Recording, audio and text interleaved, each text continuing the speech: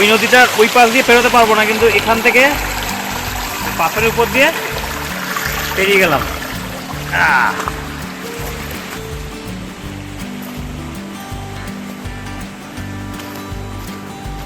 আমরা আরও দুটো পয়েন্ট দেখতে যাচ্ছি, গাড়িতে উঠবো। চলো চলো।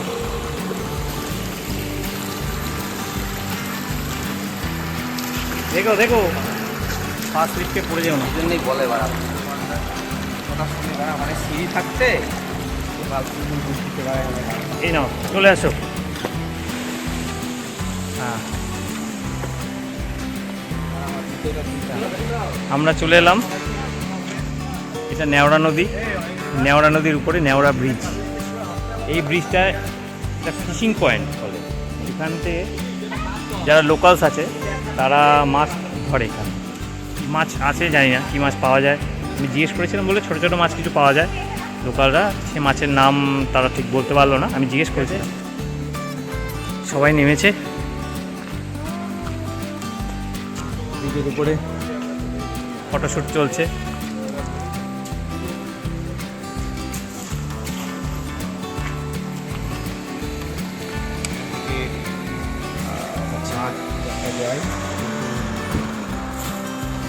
এই জায়গাটা খুব সুন্দর, একদম ফ্ল্যাট। এখান থেকে নেমে সবাই মাছ টাছ ধরে। যাই হোক, আমরা এখান থেকে এত উপর থেকে মাছ দেখতে পাচ্ছি না। যদি ব্রিজটার উপর থেকে ভিউ পয়েন্টটা খুব সুন্দর দেখাচ্ছে।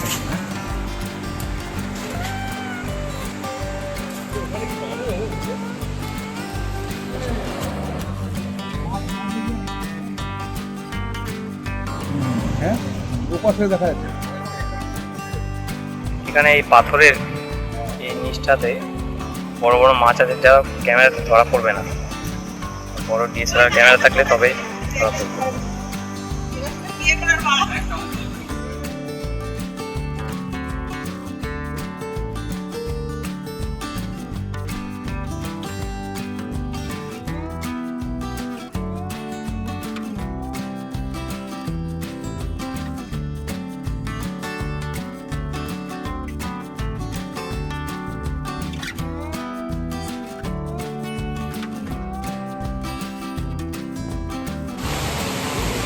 প্রায় 40-45 মিনিট আমরা গাড়িতে ছিলাম, অবশেষে পৌঁছালাম সান্থালি।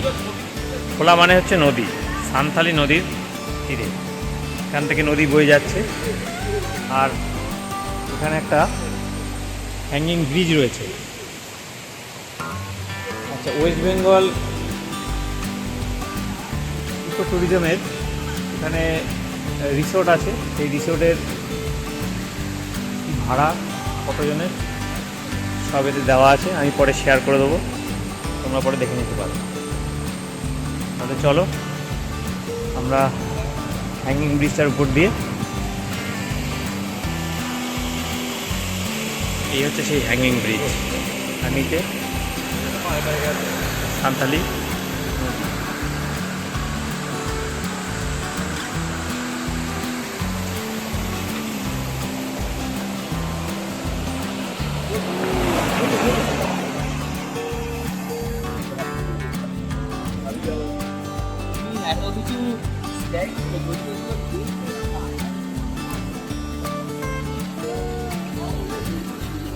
ব্রিজের উপর দিয়ে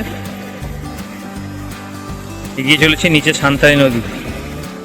এখানে বসার বেশ সুন্দর জায়গা করা আছে।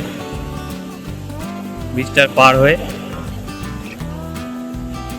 বসে একটু প্রাকৃতিক শোভা আমরা উপভোগ করব। এদিকটাতে পাহাড় রয়েছে, জঙ্গল রয়েছে, আর এই সাইডটাতে তোমার এই হচ্ছে ব্রিজ আর এই নদী। চারিদিকে সবুজের সমারোহ।